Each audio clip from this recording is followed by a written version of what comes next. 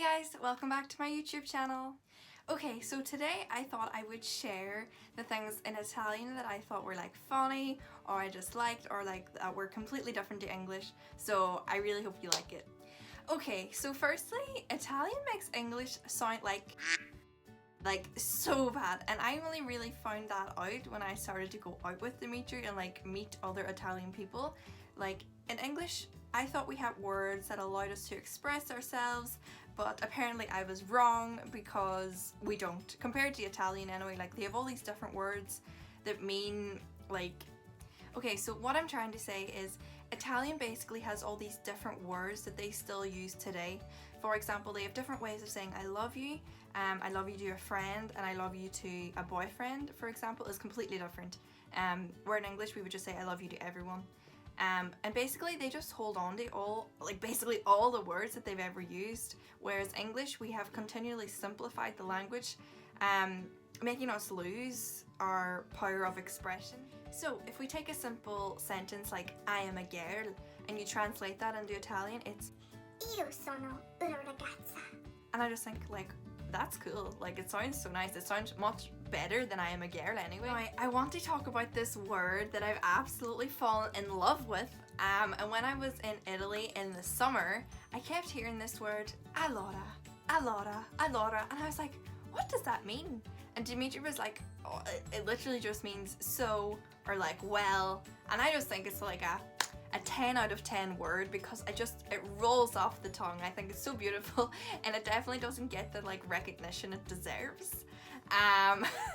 So as the summer went on, I started to learn more like little phrases, words, and then I kept hearing this word andiamo, and I was like, a 10 out of 10 word again, and I was like, what does that mean? And Dimitri was like, well, it just means let's go.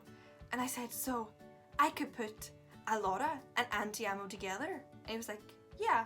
I was like, whoa, like that's my go-to sentence now if I'm ever talking to an Italian person, like, so let's go, allora andiamo.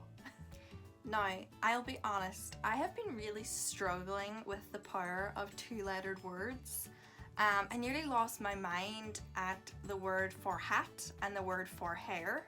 So hair is capelli and hat is capello. And the difference is in capello there's two P's, in capelli there's only one P.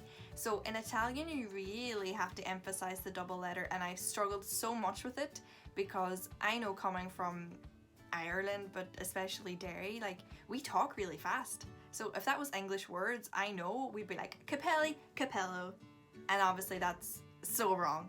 So I thought that I would just mention that Dimitri absolutely slags me because I've like completely butchered the Italian language, because obviously I'm still learning, but he almost had like a meltdown when I told him that I was going to have spaghetti bolognese for dinner. He was like, Excuse? I was like, spaghetti bolognese, you know, with the meatballs, and that's when I had the real heart attack because apparently Italian people don't actually eat like meatballs with spaghetti isn't a thing. It's like the sauce is the bolognese. But anyway, I'm going off track. So since that episode, I've been basically taught how to pronounce spaghetti bolognese, and it's spaghetti bolognese. Like the bolognese part is really difficult to say, and especially like I've never heard of it here because obviously we don't run around and be like, oh, I'm having spaghetti bolognese for my dinner. But since then I've like tried to correct it, but I still don't say it that way, so don't tell Dimitri.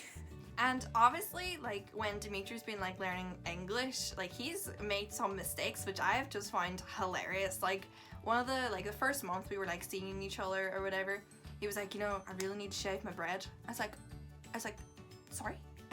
He's like, yeah, like my bread.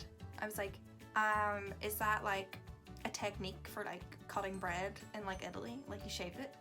And he was like, my bread. And I was like, do you mean your beard?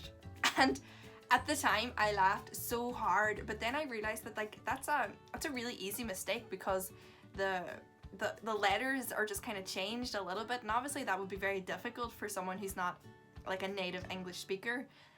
But yeah, I just thought that was really funny at the time. Now, there are some things in Italian that I do not agree with at all, especially around pronunciation. So, you know the nuts pistachios?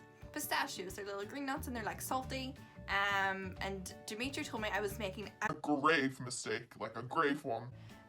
because pistachio is actually pistachio, and I just think that's really ugly, and I just think it's very ugly in a sentence, like, can I have a pistachio per favore?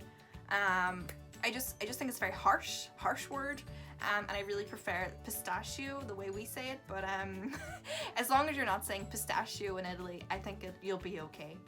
Okay, so to finish the video, I just want to talk about this one thing that kept happening when I was in Italy, and I like really loved it but couldn't wrap my head around it. So if we were out for dinner and the waiter brought us like food or drinks, Dimitri would always say grazie mille, and I was like, that's lovely, like it's just a nicer way of saying thank you, but it also must mean thank you plus a million, because you know the way here we'd be like, oh, thanks a million for doing that, or thanks a million, and I was like, oh, does that mean like thank you a million? And he was like, no, it's mille is 1,000. So I was like, Huh? I was like, what? so you're saying thank you 1,000? And he was like, yeah. And I was like, but mille sounds like million, like can you not just change it? And he was like, no. So every time I heard him say grazie mille, I was like, thank you a million. And I knew it was 1,000, but I don't like it, so in my head it's thank you a million. So everyone, grazie mille for watching, and I hope you really liked it, and I will see you in the next one.